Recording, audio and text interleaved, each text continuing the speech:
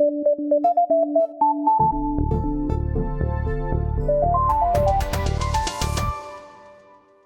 new startup highlights the rise of video chat, but how close is it to becoming part of our daily social media routine? I'm David Gillen reporting for Business Day Live. We'll also be talking to Liz Alderman in Athens, and Winnie O'Kelly interviews a special guest about youth unemployment. But first, the founders of Napster announced a new social media venture yesterday. It's called Airtime, and its purpose is to allow users to talk to strangers via video chat in a controlled setting. Now, online services like this are nothing new, but they are becoming omnipresent in our lives. And at the same time, we're spending a lot more time with social media. Joining me now is Lexi Mainland, the Times' social media editor. Lexi, good morning. Good morning. So you spent a little time up close and personal with Airtime last night, including with strangers. How'd it go? I did. I spent about an hour on there, and I talked to about 6 people, all of whom were fully clothed and ready to have a normal discussion with me. So it was already a step evolved from chat roulette, which was relieving. And you know, it seemed very fun. It was connecting me with people who had similar interests, who were born the same year that I was born, who also lived in New York, who had similar interests to mine. There were a lot of people who were interested in the New York Times. Right. Now, this is sort of being characterized as a sort of Facebook, but face-to-face, right? My question is, I mean, things like Skype, everybody uses Skype now, I think, but what is the chance that something like this is really going to go mainstream, like, I don't know, like email and texting? I think we have to wait and see. I mean, one thing I noticed when I was on there last night is that there weren't that many people on there. You know, as you say, Skype is sort of now the canonical way for toddlers to talk to their grandparents, but do people really want to talk to pure strangers?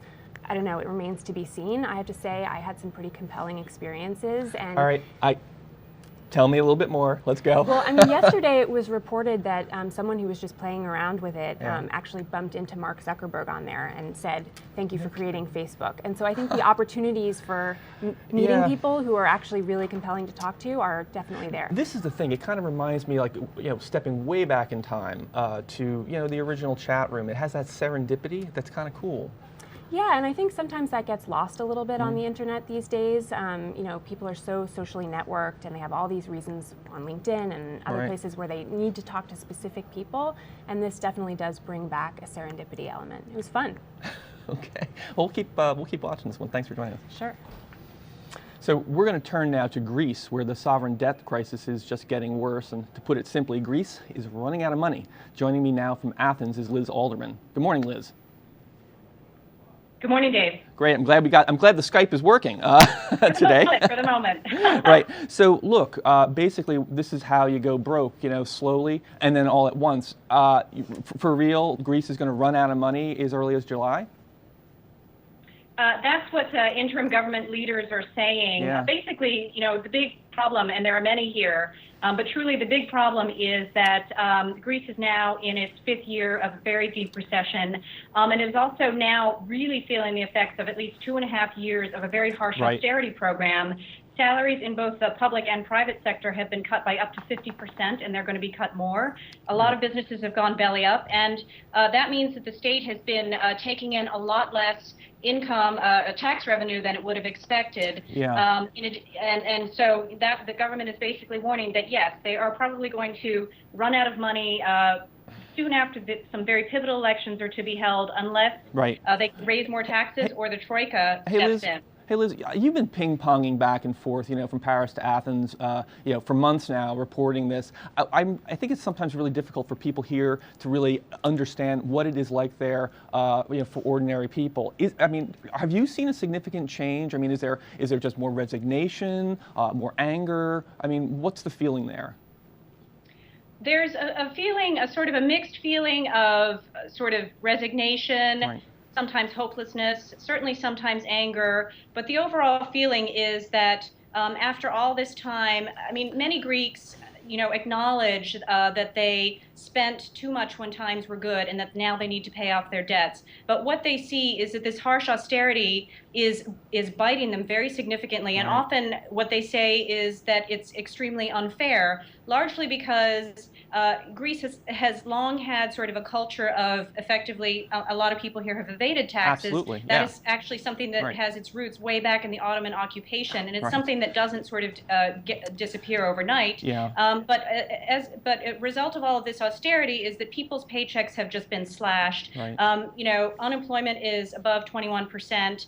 People are leaving the country. People are frightened about what could happen if Greece winds up exiting the euro and perhaps returns to the drachma. And we have seen all of that fear and anger sort of manifested in the most recent votes of a left-wing leader. And we're going to have to see sort of how much power he might gain just in a couple weeks when these elections, new elections come along. Yeah. Hey, Liz, you know, one of the things here, I feel like a lot of people here, even people in this building, have a bit of Euro fatigue. They're like, oh, come on, again and again, we keep going on and on about this. But, you know, I was talking to Eduardo Porter, who's got a great economic scene column today about how, you know, what's happening in Europe is, you know, matters a lot to the U.S. economy, and in fact is going to matter a lot, perhaps even in the November election. Now, I'm assuming that the Obama administration is leaning on people, you know, to try to come up with some sort of solution. And there was some little sense that maybe the wind was shifting a little bit with Angela Merkel yesterday. She's talking about, you know, a broader approach to banking regulation, for example. I mean, do you sense this shift that the Europeans are like, okay, no, we've really got to do something here? I mean, there's certainly a shift going on. It has been a sort of a slow grind. Really, over the last year is when people like Angela Merkel started to acknowledge that things needed to change, that they needed to give up effectively over time some sovereignty if this grand, you know, experiment of, you know, the Euro monetary union was actually to work. People know that things are sort of pushed to the edge right now. That's why we're hearing Merkel respond to people like President Obama, Francois Hollande of France, and many other leaders who have been pushing back against the harsh austerity that she's basically been administering as a sort of a medicine for this crisis. That being said, she's still not willing to go all the way. For example, on this issue of Eurobonds, which is an instrument that would allow sort of all the Euro member states to help support, you know, poor or struggling member states, is something that neither she nor the German people are willing to do yet. So basically, she's coming around, but she's still only willing to go so far. Got it. Okay, Liz, you're probably off to Madrid next, I'm sure. Okay, thanks a lot. Thank you, Dave. Take care. And finally, economic pain in Europe and the United States is especially sharp for one demographic, and that's young people. A report released today shows that in the United States, only 1 in 6 young people without a college education is working full-time. Jonathan Bowles is the executive director of the Center for an Urban Future, and he's been studying youth employment in the New York area. And yesterday, Winnie O'Kelly asked him what has changed for people who have a high school diploma but no college. If you didn't have a high school degree or more than a high school degree a few years ago, it was hard enough to kind of get connected to work and decent paying jobs.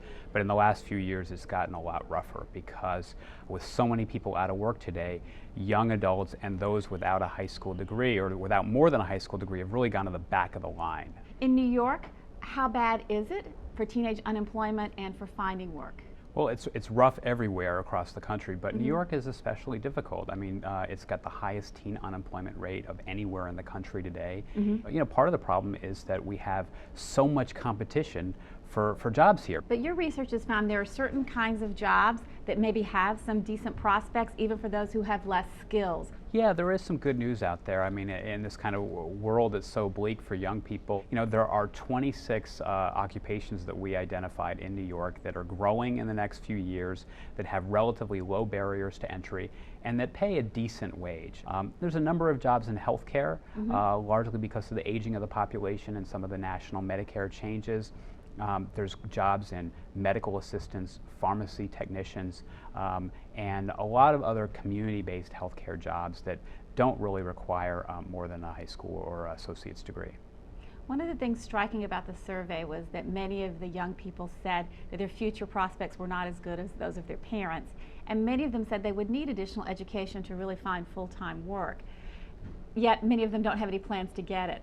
Kind of the college education gap is as great as it's ever been. I mean, the premium on skills that employers have today is just so big that it's a real challenge because there's so many people in New York and in this country that lack those skills today. There's been real cuts at the federal level in workforce development resources.